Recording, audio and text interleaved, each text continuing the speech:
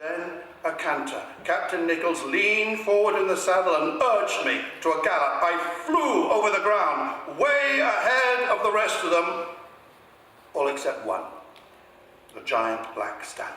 I love telling stories. When you tell a story to young people, and it's the same to old people too, you must mean it. And if you mean it, then you take them with you. Then they enter into the story. If it's a game, if it's a pretense, it doesn't work. And that's why I love doing it.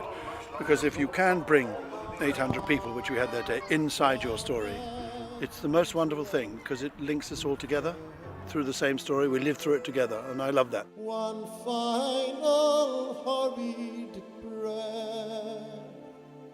Having the music there is a great help, because they somehow, the tone of what they sing and the words that they sing weaves itself into the story, which helps me tell it.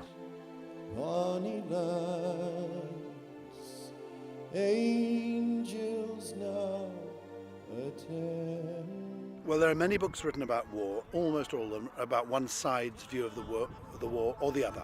But so far as I know, there isn't one which somehow encompasses all sides, every side. And I think the reason I want to do that is because I know that war, and it's the same with every war, there is universal suffering. There is suffering on all sides.